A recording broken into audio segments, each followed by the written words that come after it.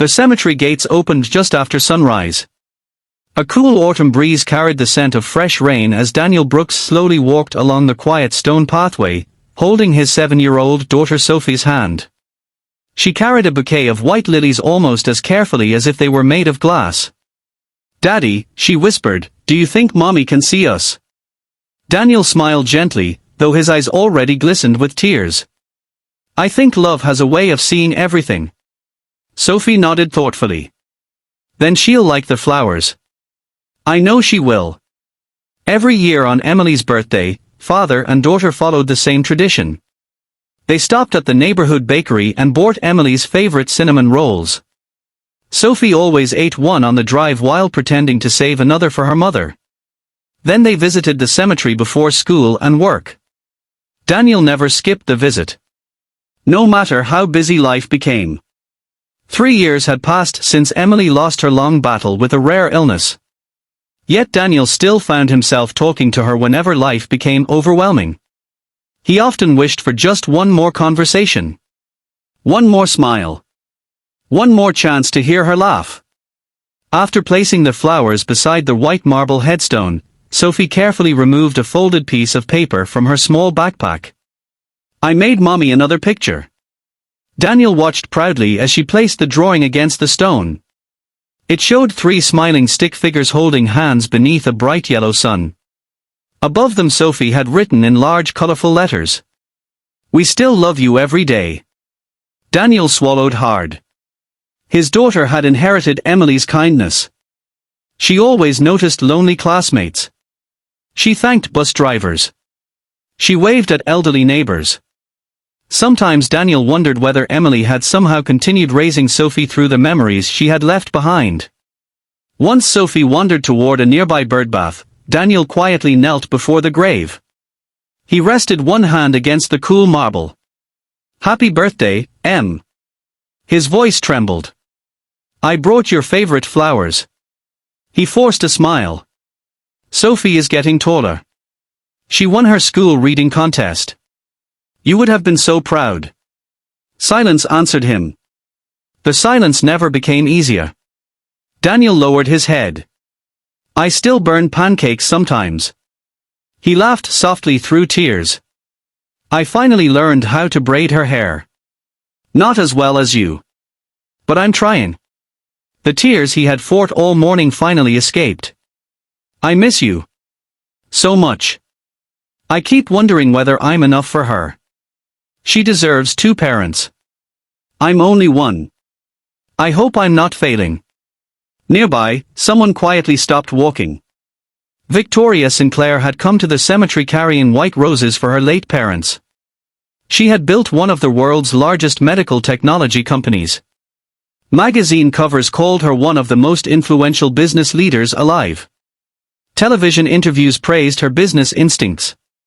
Investors admired her confidence. Yet none of those titles mattered inside the cemetery.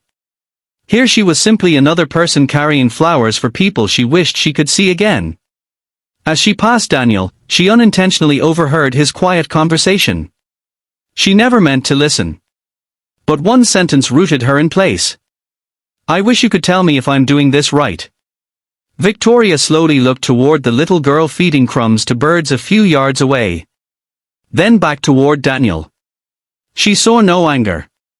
No self-pity.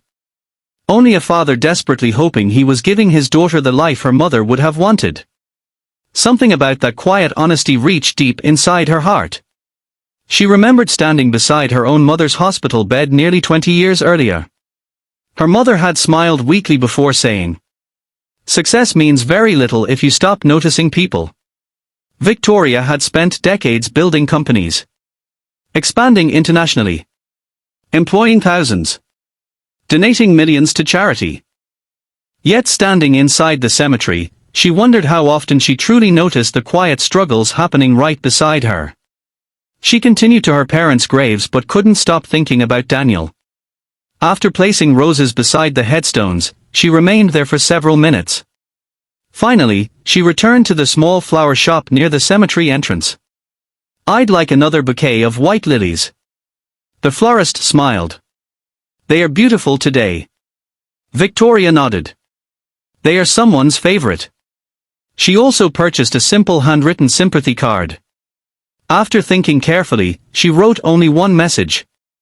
Someone remembered with this much love must have lived a beautiful life. May her family always find strength in the love they still share. There was no signature. No company logo. Nothing revealing her identity. She quietly returned to Emily's grave after Daniel and Sophie had begun walking toward the parking lot. Carefully, she placed the fresh bouquet beside the first one. As she stepped away, Sophie happened to glance back. "Daddy." Daniel turned. "There are more flowers." He looked around but saw only a woman disappearing beneath the rows of tall oak trees. He smiled softly. Someone wanted Mommy to have a beautiful birthday. Sophie looked at the anonymous card. "Can I read it?" Daniel nodded. She read the message aloud. When she finished, she hugged her father tightly. "Daddy. Mommy helped people. Maybe that's why someone was kind to us." Daniel kissed the top of her head. Maybe. Neither of them knew that the woman who had quietly left those flowers was Victoria Sinclair, a billionaire whose life would soon become unexpectedly connected to theirs. And neither Daniel nor Victoria could imagine that one silent act of compassion in a peaceful cemetery was only the beginning of a friendship that would transform both of their lives forever. Daniel remained kneeling beside Emily's grave long after Sophie wandered a few steps away to watch butterflies flutter among the flowers. He gently touched the polished headstone. "I still don't know if I'm doing enough," he whispered. "Sophie misses you every single day. I try to be both parents. Some days I succeed. Some days I don't." His voice broke. "I just wish you were here." A few rows away, a woman quietly stopped walking. She hadn't meant to overhear. She had come to visit her own parents' graves, carrying a bouquet of white roses. Her name was Victoria Sinclair. To the outside world, she was one of the country's wealthiest entrepreneurs, founder of a global medical technology company worth billions. But inside the cemetery, she wasn't a billionaire. She was simply a daughter who still missed her family. She noticed Daniel quickly wipe away tears before Sophie returned. The little girl wrapped her tiny arms around her father. "It's okay, Daddy. Mommy still loves us." Daniel smiled through his tears. "I know. I just miss talking to her." Victoria quietly looked away. Those words reminded her of the final conversation she had shared with her own mother many years earlier. Instead of leaving immediately, she walked toward a nearby flower stand at the cemetery entrance. She purchased another bouquet of lilies. Without introducing herself, she returned to Emily's grave after Daniel and Sophie had begun walking toward the parking lot. She carefully placed the flowers beside the headstone. Attached was a handwritten card. Someone who is remembered with this much love must have been extraordinary. May her family always find strength. There was no signature. Only kindness. As Daniel reached his truck, Sophie suddenly looked back. "Daddy. Someone left Mommy more flowers." Daniel turned. The mysterious woman was already walking away beneath the trees. He couldn't see her face. Only the bouquet resting beside Emily's grave. He smiled softly. That was very thoughtful. Life continued. Daniel returned to his routine. He worked as a hospital maintenance technician during the day. Evenings belonged to Sophie. Homework. Dinner. Reading stories. Every Saturday they visited the public library because buying new books wasn't always possible. Money remained tight. Yet Daniel never complained. One rainy afternoon, several weeks after the cemetery visit, the hospital experienced a power outage affecting one wing. Daniel immediately joined the emergency maintenance team. While repairing electrical equipment, he noticed an elderly patient becoming frightened when temporary lights failed. Without hesitation, Daniel found a battery-powered lantern from his toolbox. He sat beside the patient until emergency generators restored power. The patient smiled gratefully. "Thank you." Daniel shrugged. No one should feel alone in a hospital. Unbeknownst to him, someone had witnessed the entire moment. Victoria Sinclair.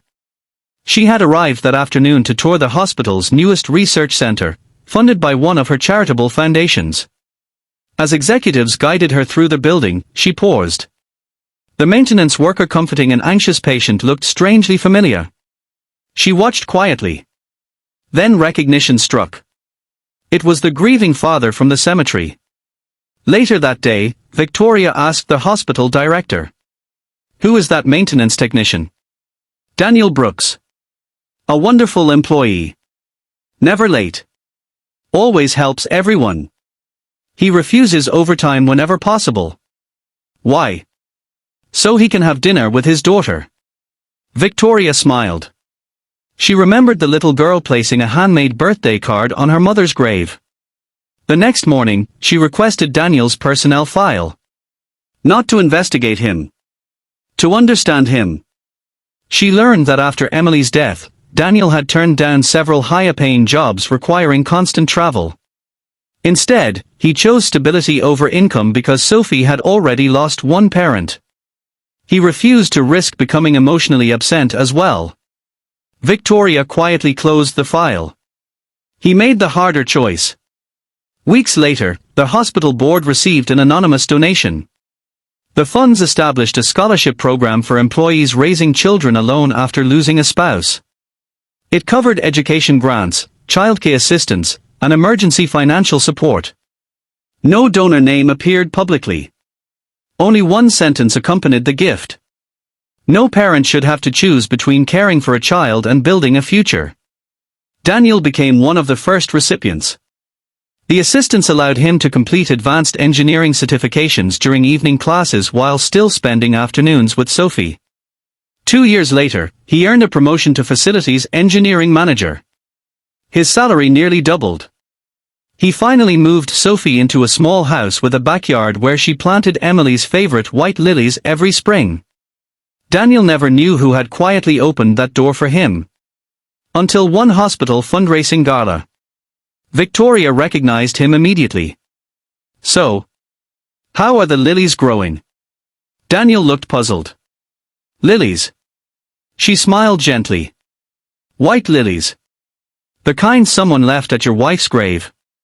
His eyes widened. "It was you?" She nodded. "I hoped the flowers would simply remind you that strangers sometimes care." Daniel stood speechless. "I've wanted to thank that person for years."